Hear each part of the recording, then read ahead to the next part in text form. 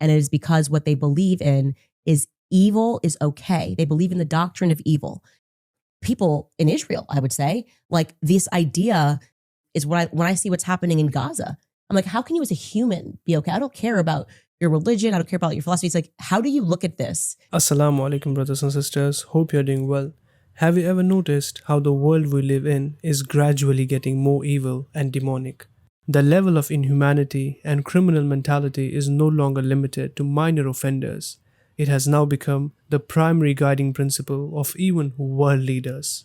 But how and why? Question no more, as well-known English comedian and podcaster Russell Brand and prominent journalist Candace Owens just did a podcast together. With Candace, as usual, ready to make some incredibly frightening but factual exposures on what's going on in the world right now. So today, we're going to look at a few clips from their podcast, and trust me, brothers and sisters, once you hear what Candace says, you will understand why nothing in the world makes sense anymore. From assassinations to Israel's crimes to why every different country certainly behaves like one single machine. Let's get into it. What the hell is going on with world leaders? In what ways are they compromised? Right.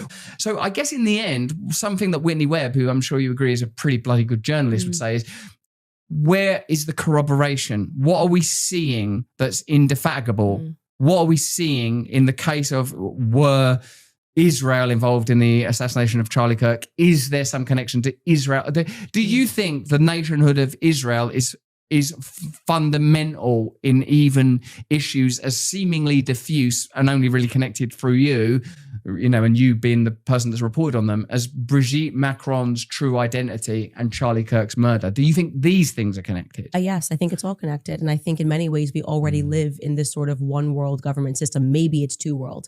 But in terms of the West, I don't think there's any difference in the governments. And that's kind of the point that we're making. And maybe why the Charlie Kirk case is so crucial, because it's showing us that, wait, what is the divide here between America and Israel and France, right? I just told people that somebody in the French government alerted me to an assassination attempt. Shouldn't that require a comment from the President of the United States? Shouldn't the President of the United States be forced to make a statement about that? He received that information.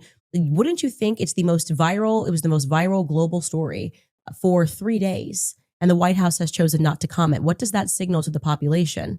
That it's okay for France to be involved in assassination attempts? That they're, at least if he thought that I was completely making it up and I gave him the evidence and it was made up, he would be required to come out and say, we are looking at that situation and that there's nothing here. There's no evidence of that.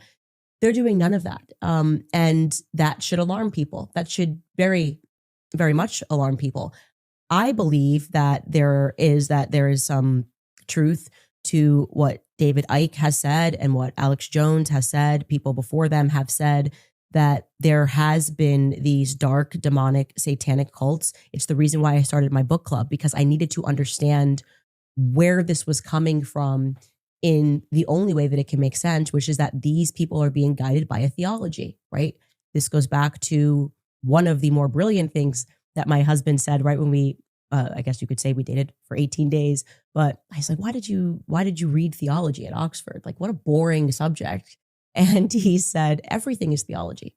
And I've now realized he's right. They are guided by a theology. Well, there you have it. Candace basically said out loud what everyone has quietly suspected for years, but never dared to say. These governments are not separate. These nations are not independent. And these world leaders, they are not leaders at all. They are members of the same club. The way Candace explained it, the French government warning her about an assassination attempt, the story going viral globally, and the White House refusing to even commit, that alone tells you everything. Because what does that signal? France, America, Israel, the UK, all of them are operating under one system, not many. That there's one authority above all their governments. Let's move on. Evil is okay. They believe in the doctrine of evil, that you must lower yourselves and commit the most depraved acts of evil to prove that evil doesn't actually exist. And then you can ascend in society. That to me seems to be the guiding philosophy of people in Israel, I would say, like this idea that this is a Sabbatian concept, that you can commit acts of evil to get ahead in society, is when I see what's happening in Gaza. I'm like, how can you as a human be okay? I don't care about your religion. I don't care about your philosophy. It's like, how do you look at this and not understand this is evil? Well, you can speak to Christian Zionists, I think in America, they are trickling into the Sabbatian concept of, well, there's a bigger goodness that's going to happen if we allow this evil to take place. You need to understand where this ideology stems from. And that's what I'm committed to helping people to understand. Subhanallah, this was heavy. Candace is literally spelling out the part of this conflict that people fail to understand. Because genuinely, how else do you explain this? How do you explain that almost 70,000 Palestinians have been put to death? Every single building in Gaza flattened, children's bodies pulled from rubble every single day, and still Netanyahu and his far-right ministers are staying comfortably in power, not arrested, not punished, not even questioned by the world. How do you explain that Christians in America, Jews in Israel, and all the pro-Israel voices still cheer for more destruction? Candace said it clearly, they follow a theology. Brothers and sisters, stay hooked as we will come back to this point later on the video, because what Candace said needs a bit more explanation. Let's continue. There was a lie, and this is really important to share, that when you start talking about Sabbatianism and Frankism, that this was an old fringe movement. This is absolutely untrue. You can read Israeli historian Gershom Sholom's work. Not only is it not true, the very first Jewish Supreme Court justice in America was a Frankist. He kept a picture of Eva Frank on his Supreme Court desk. That's Louis Brandeis, okay? It's right in your face what's going on, okay? They have tremendous amount of power. They've always had power. And it is because what they believe in is evil is okay. They believe in the doctrine of evil, that you must lower yourselves and commit the most depraved acts of evil to prove that evil doesn't actually exist. And then you can ascend in society. That to me seems to be the guiding philosophy of people in Israel, I would say. Like this idea that this is a Sabbatian concept, that you can commit acts of evil to get ahead in society, is when I see what's happening in Gaza. I'm like, how can you as a human be okay? I don't care about your religion. I don't care about your philosophy. It's like, how do you look at this? Candace goes even deeper here, exposing something people usually brush off as fringe history. But she's right, it's not fringe at all. When she mentioned the Frankist and Sabbatean movements and the fact that one of America's earliest Jewish Supreme Court justices openly kept a picture of Eva Frank, a Jewish mystic cult leader, on his desk, hints that the reality is very, very dark. The theology which says that one must commit evil to rise in society, one must break all boundaries of morality, one must prove that evil doesn't exist by embracing it. And when you look at Gaza, West Bank, Lebanon, when you look at the US political system, when you look at the media's silence, tell me honestly, does it not look exactly like that ideology being practiced openly?